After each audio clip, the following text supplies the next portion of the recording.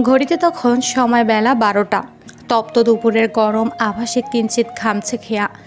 ঢাকার কোনো এক রাস্তার পাশে মাথা উঁচু করে দাঁড়িয়ে থাকা যাত্রী ছাউনির নিচে বসে আছে। মাথায় বড় করে ঘোমটা দেওয়া, মুখে মাস্ক লাগানো, নয়তো যে কারোই খেয়াকে চিনতে অসুবিধা হতো না যে ও নায়ক ফায়েজ চৌধুরীর বাগদত্তা। খেয়া একমনে তাকিয়ে আছে সামনের রাস্তার দিকে। যে কেউ দেখলে ভাবে মেয়েটা বোধহয় চলন্ত গাড়িগুলোর দিকে তাকিয়ে আছে। তবে আসল কথা হলো খেয়া ভাবছে অন্য কথা, ওর বন্ধুদের কথা, রওশনের কথা। কেন রওশন এমন করছে? যদি তাকে ভালোবাসতো তবে এতদিন কেন বলেনি? আজ যখন সবাই জেনে গেছে খেয়া অন্য কারো বাগদত্তা, তখন কেন আকুতি জলভরা টলমলের চোখ নিয়ে ভালোবাসার আহ্বান নিয়ে তার দ্বার গড়ায় এসে দাঁড়ালো রওশন? এসব প্রশ্নের উত্তর না খেয়া জানে আর না জানে রওশন। শুধুমাত্র জানে এই পুরো দুনিয়া মানুষ সাত আসমানের অধিপতি। হুট করে মোবাইল বেজে উঠল। খেয়া মোবাইল হাতে নিয়ে দেখলো তার বাবা কল করেছে। নিজেকে যথাসম্ভব স্বাভাবিক রেখে কল রিসিভ করলো। হ্যালো বাবা, কোথায় তুই খেয়া? তুমি বাবার মোবাইল দিয়ে কল করেছো কেন মা? তুই কি আমার কল রিসিভ করতি? এখন শোন, জলদি বাড়িতে ফিরে আয়। আর যার জন্য আসতে চাইছিস না সে আজ আসবে না, শুধুমাত্র মাহমুদ ভাই আর রেহেনুমা ভাবি আসবে। আচ্ছা, আমি আসছি। খেয়া কল কেটে দিল। এরপর ধীর পায়ে হেঁটে রাস্তার ধারে গিয়ে একটি রিকশায় চড়ে বাড়ির উদ্দেশ্যে রওনা হলো। স্যার? ফায়েজ তখন স্ক্রিপ্ট মুখস্থ করছিল শুটিং সেটে বসে। জব্বারের কণ্ঠ পেয়ে ফায়েজ মাথা উঁচু করে বলল, দেখো জব্বার, তোমার আজাইরা আলাপ এখন শুনতে পারবো না আমি। পরে এসো, একটু পর আমাকে খুবই গুরুত্বপূর্ণ একটি শিট দিতে হবে। কে শোনে কার কথা? জব্বার এসে ফায়েজের চেয়ারের পাশে দাঁড়িয়ে খুবই নিচু কণ্ঠে বলে, স্যার, ভাবির খবর নিয়ে এসেছি। গতকাল রাতে পার্টিতে একটা ছেলে যে ভাবির চুলে হাত দিয়েছিল, সে হচ্ছে ভাবির ক্লাসমেট এবং খুব ভালো বন্ধু। জব্বারের কথা শুনে ফায়েজ স্ক্রিপ্ট পড়া বন্ধ করে স্থির হয়ে কাগজের দিকে তাকিয়ে রইল। কাগজের দিকে নিজের দৃষ্টি নিবন্ধ রেখে ফায়েজ জিজ্ঞেস করে, আর কিছু? স্যার, আমি গোপন সূত্রে খবর পেয়েছি ভাবির বন্ধু রওশন ভাবিকে ভালোবাসে, তাও অনেক আগে থেকে। ওনাদের ফ্রেন্ড সার্কেলের সবারই জানলেও ভাবি জানে না। জব্বারের কথা শেষ হতে ফায়েজ উঠে দাঁড়ায়। জব্বারের মুখোমুখি দাঁড়িয়ে ফায়েজ বলে, এই খবর আমি আজ সকালে পেয়েছি, তাও তোমার জানার আগে, এবং এটাও জেনেছি আজ সকালে তোমার ভাবিকে রওশন ছেলেটা নিজের ভালোবাসার কথা জানিয়েছে।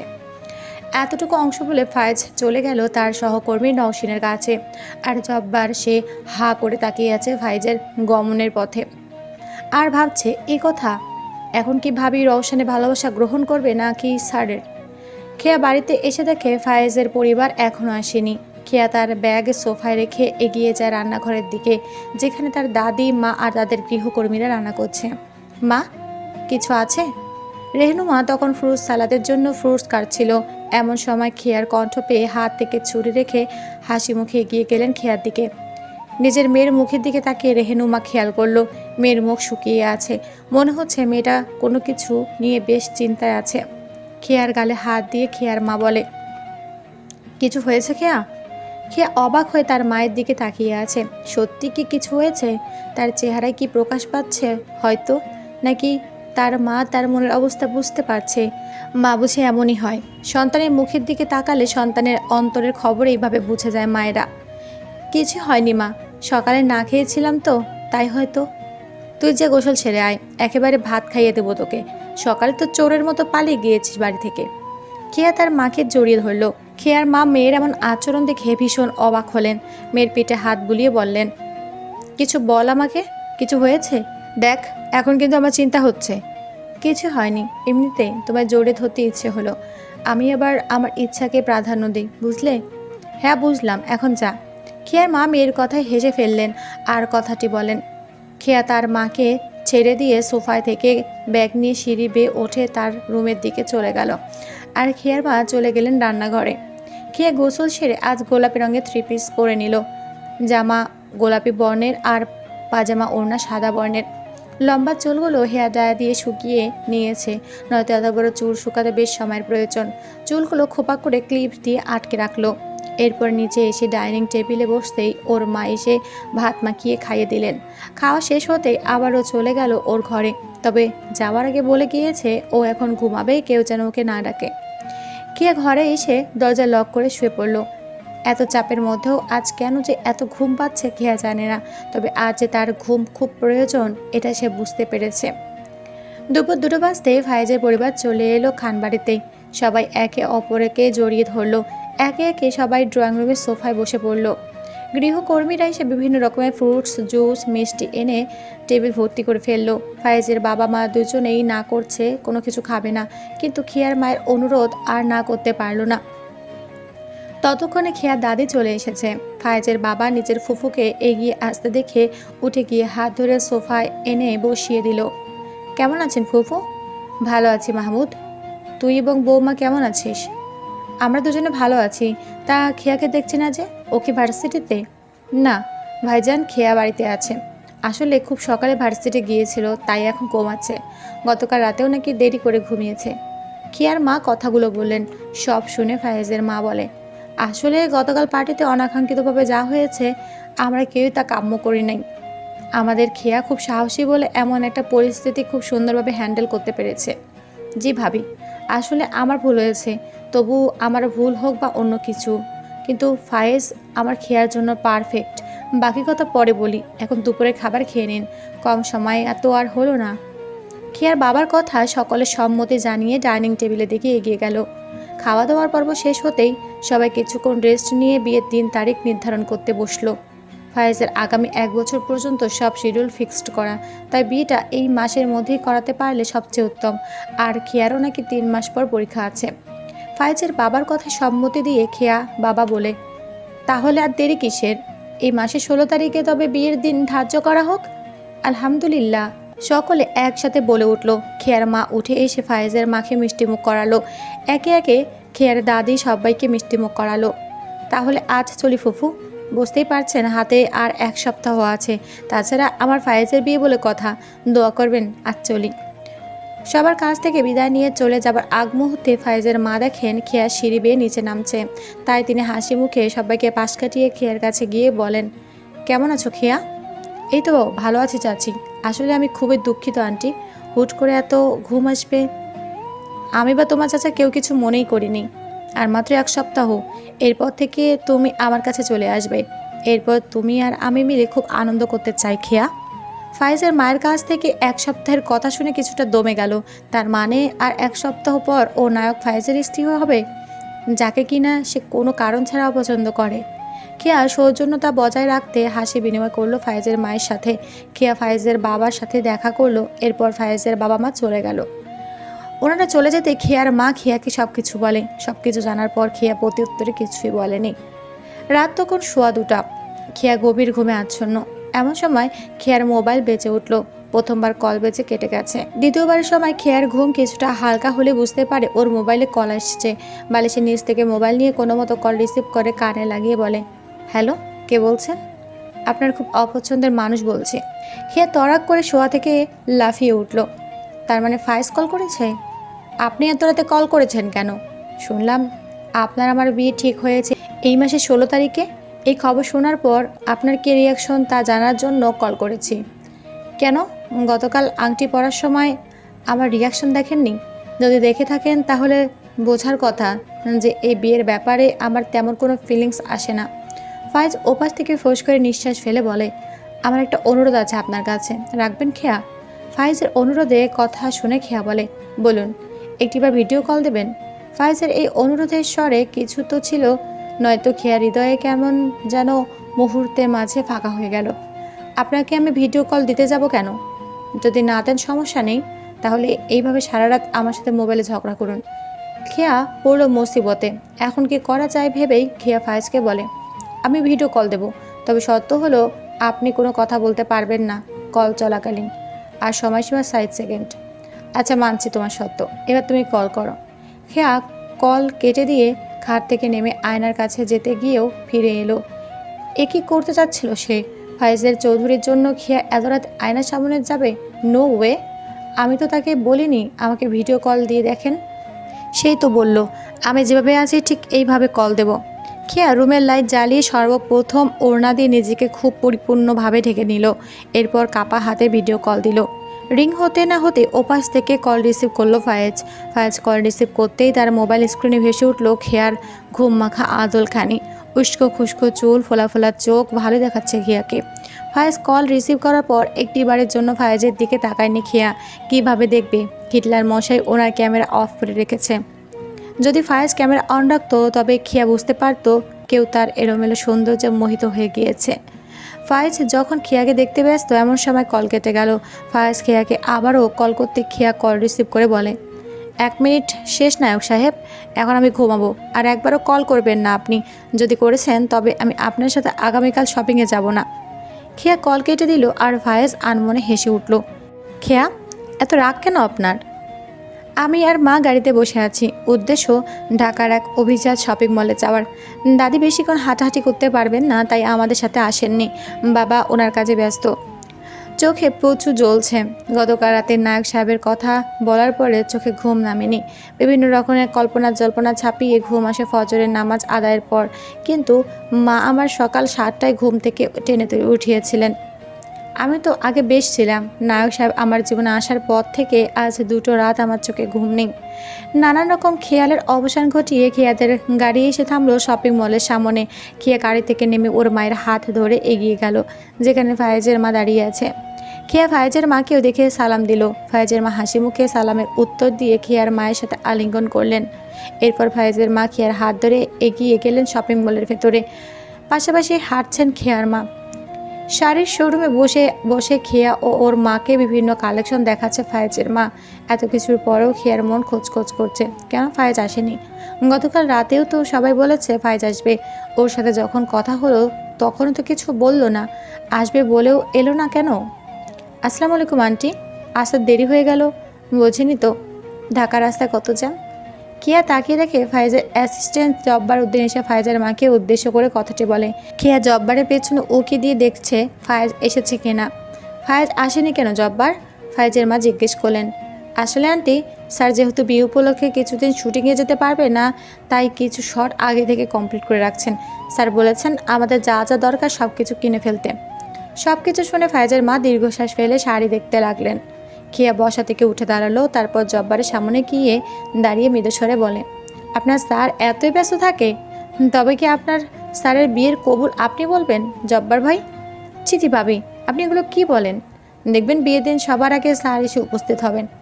খেয়া বিরক্ত নিয়ে ওর মায়ের পাশে গিয়ে বসলো। ফায়েজের মা মোবাইল বের করে ভিডিও কল করলেন ফায়েজের কাছে। প্রথম দুবার কল রিসিভ না করলেও তৃতীয়বারের সময় কল রিসিভ করলো ফায়েজ। হ্যালো মা, আসলে শুটিংয়ে ছিলাম তাই কল রিসিভ করতে পারিনি। জব্বার গিয়েছে? তোর বিয়েতে তোর বউ কীভাবে সাজবে, কেমন ড্রেস পরবে এটা তুই ঠিক করে দিবি তাই না? জব্বার সে কী করবে? মা, আমি ব্যস্ত বলে আসতে পারিনি। তোমার ছেলের বউ কিন্তু খেয়া, তাহলে তুমি ঠিক করো খেয়াকে কেমন সাজে মানাবে। কিন্তু তোর কাছে যদি ভালো না লাগে? মা, আমি মিডিয়া জগতে আসার পর কম সৌন্দর্য দেখিনি। সারাদিন সৌন্দর্য মণ্ডিত পরিবেশ, লোকজনদের সাথে আমার চলাফেরায় এখন কারো বাহ্যিক সৌন্দর্য আমার উপর প্রভাব ফেলে না। আমার খুব সুন্দর মনের একটি মানুষের প্রয়োজন ছিল, আমি তা পেয়েছি। সে যদি ছেঁড়া কাপড়ে আমার বউ হয় আমার আফসোস নেই। আমার শুধু ওই মানুষটাকে দরকার, তার সৌন্দর্য না। ফায়েজের মা ছেলের কথা শুনে খুশি হলেন, সাথে খেয়ার মা। এতক্ষণ খেয়া চুপ করে ফায়েজের কথা শুনছে। এই প্রথম ফায়েজের কোনো কথায় মুগ্ধ হলো খেয়া। সব কেনাকাটা শেষ করে শপিং মল থেকে বেরিয়ে পড়ে খেয়া এবং খেয়ার মা। ফায়েজের মা আর জব্বার অন্য গাড়িতে করে রওনা হয় চৌধুরী বাড়ির উদ্দেশ্যে। রাত 8টার পর বাড়িতে ফিরে আসে ফায়েজ। ক্লান্ত শরীর টেনে হিচড়ে কোনো রকমে সোফায় এগিয়ে বসে। মা, 1 গ্লাস পানি দাও তো। কেউ 1 গ্লাস পানি বাড়িয়ে দেয় ফায়েজের দিকে।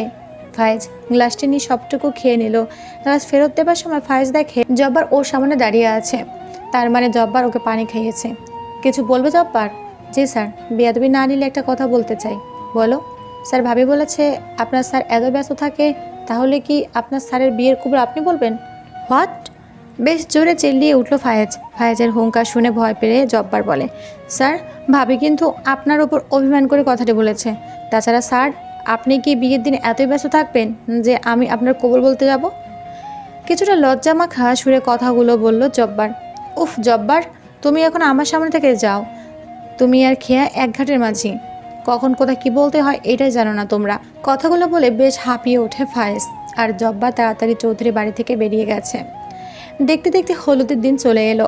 আগামীকাল সকল জল্পনা কল্পনা কাটিয়ে 26 বছরের একাকিত্ব জীবন অতিক্রম করছে ফায়েজ চৌধুরী। প্রত্যেকটি নিউজ পেপারে এটাই এখন মূল আকর্ষণ। সকাল থেকে ব্যস্ত সময় পার করছে ফায়েজ।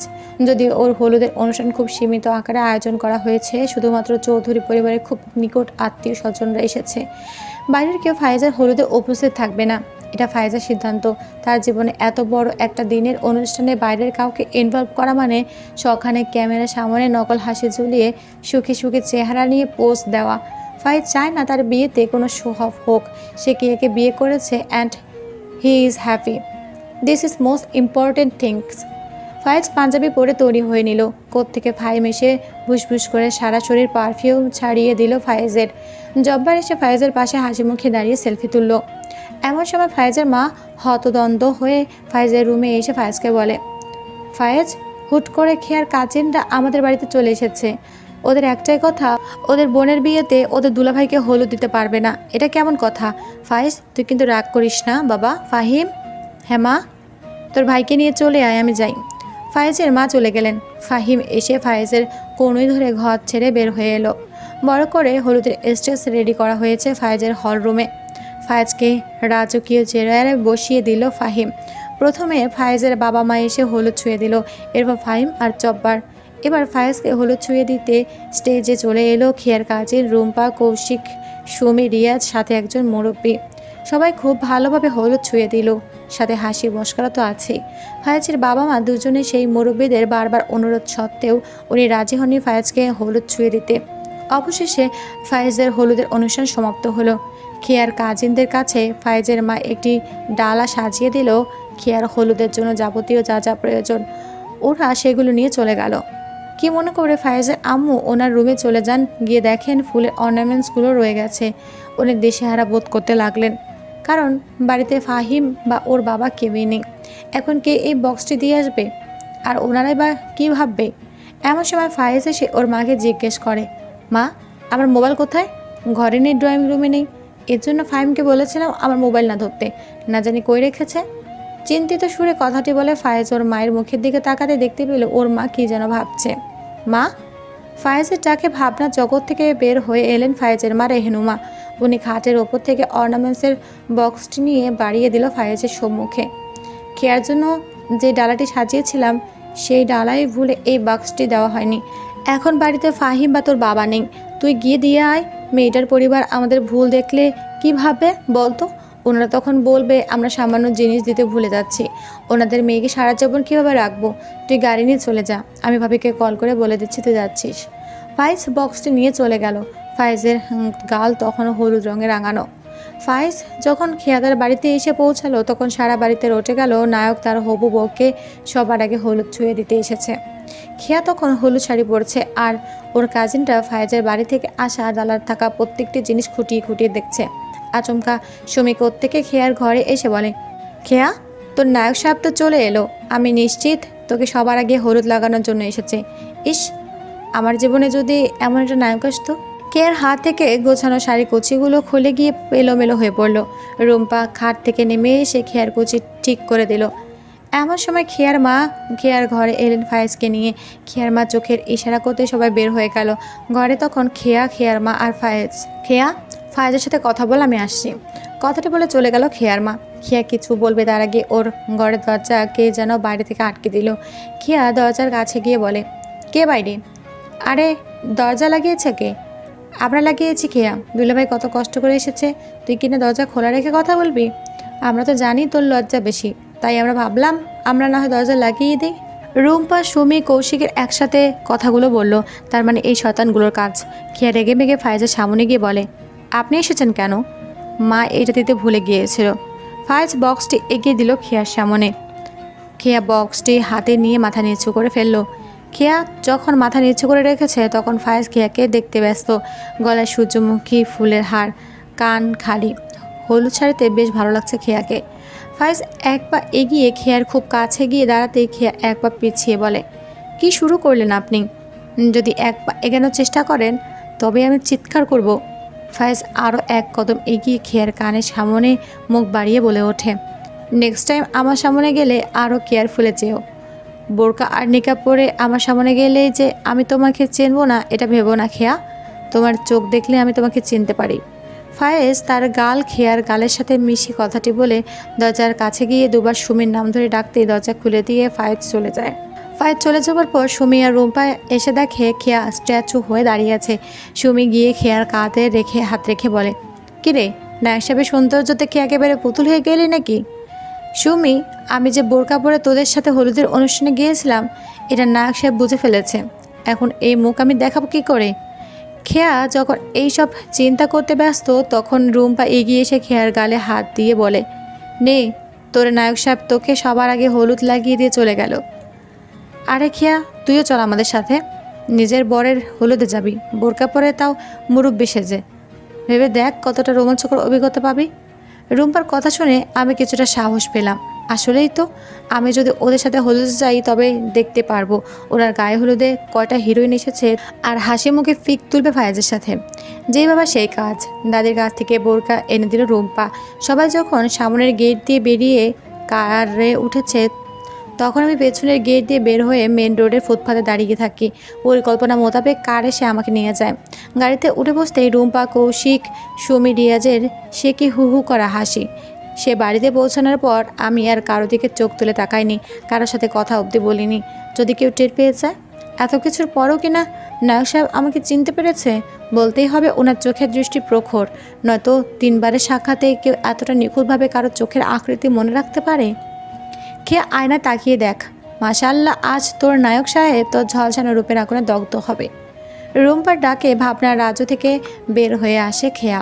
আয়নায় নিজের প্রতিবিম্বে তাকিয়ে দেখে আজ সত্যিই তাকে বউ বউ লাগছে। খেয়ার বিয়ের শাড়িটা পিঙ্ক কালারের, যাবতীয় অর্নামেন্টস ডায়মন্ডের, হোয়াইট স্টোনের।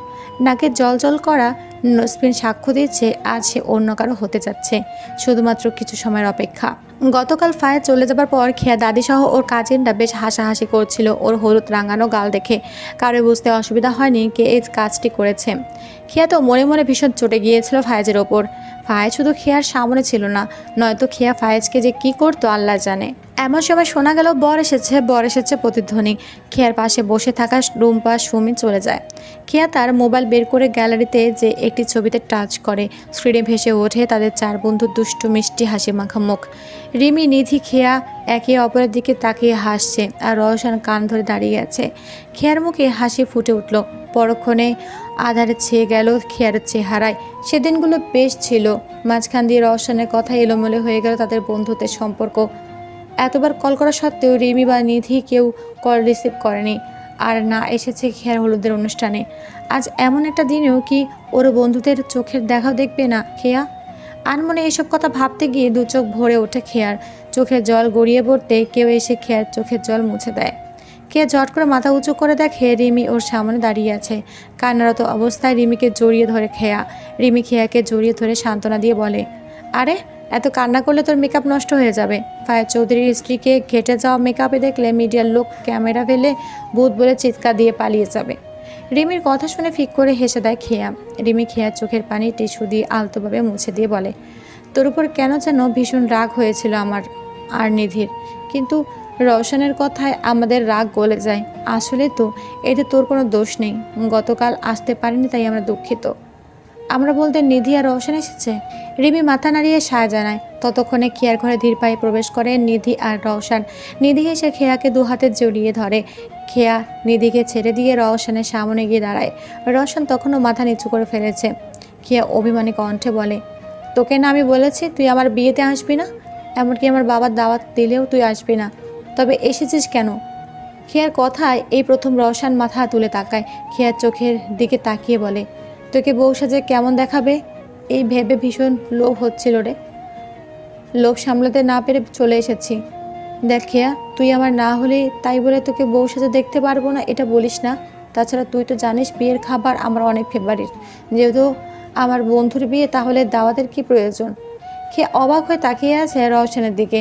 রওশন যতই হাসি মুখে কথা বলুক, তার চোখের কোণে জমে থাকা পানি তো আড়াল করতে পারছে না। খেয়া রওশনের হাত নিজের হাতের মুঠোয় নিয়ে বলে, তুই যদি আমার বিয়েতে এসে কাঁদিস তবে আমি ভাববো তোর চোখের 1 ফোঁটা জলের ফোঁটা আমায় অভিশাপ দিচ্ছে।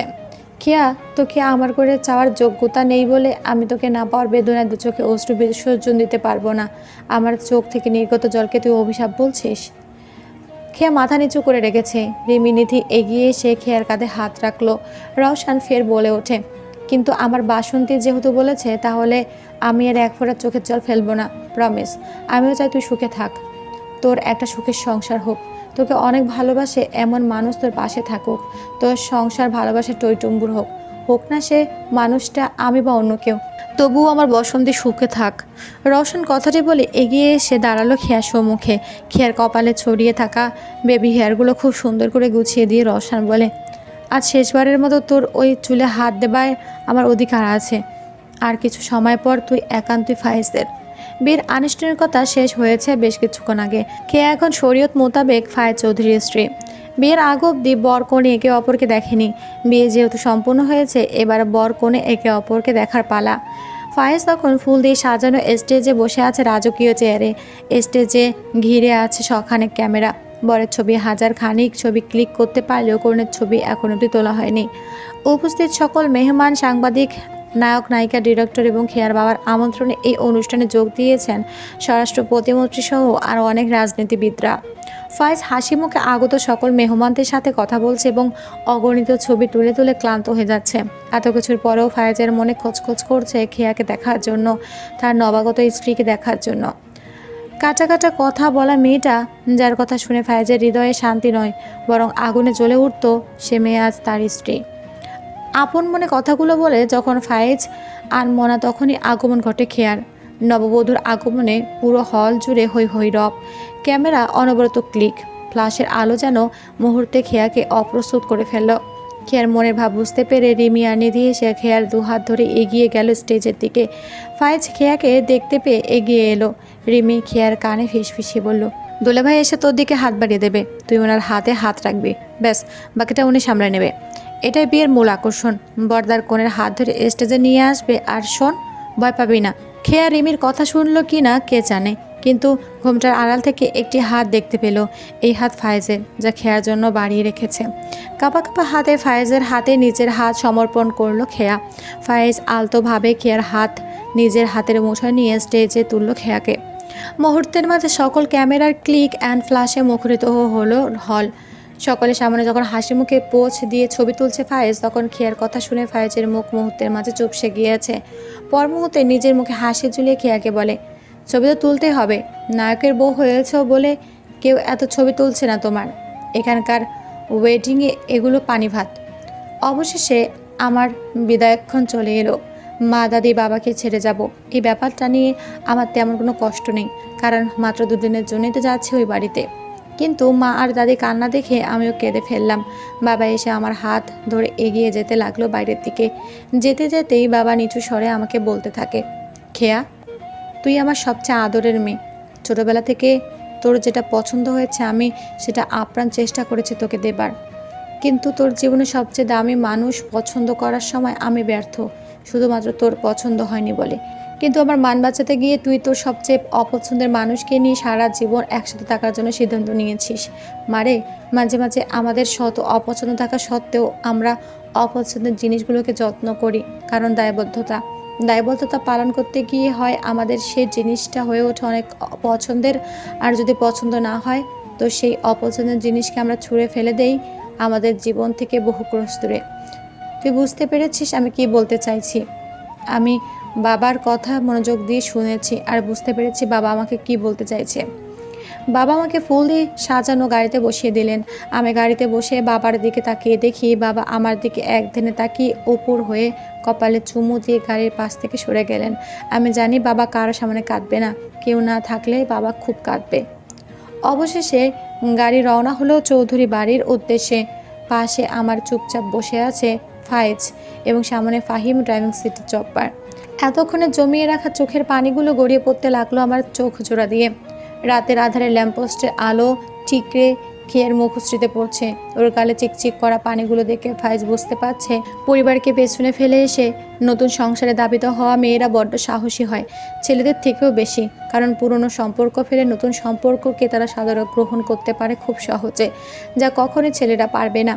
চৌধুরী বাড়িতে একে একে প্রবেশ করছে বরযাত্রীবাহী কারগুলো। গাড়ি থামতে খিয়া টিস্যু দিয়ে চোখ মুছে স্বাভাবিকভাবে বসে থাকে। বর করে গাড়ির সামনে ভিড় জমিয়ে ফেলে যুবক যুবতীরা। ফায়েজ ধীর পারে কার থেকে নেমে উল্টো পাশে ঘুরে গিয়ে কারের ডোর খুলে খেয়ার সামনে হাত বাড়িয়ে দিল। খেয়া ফায়েজের হাতের দিকে তাকিয়ে ডান হাত বাড়িয়ে ফায়েজের হাতের ওপর হাত রাখলো। খেয়া ফায়েজের হাতের ওপর হাত রেখে কার থেকে নেমে দাঁড়ালো। মুহূর্তে ক্যামেরার ফ্ল্যাশ ক্লিক ক্লিক শব্দে মুখরিত চারপাশ। লাল গালিচার ওপর দিয়ে ফায়েজের খেয়ার হাত ধরে ধীর পায়ে হেঁটে যাচ্ছে।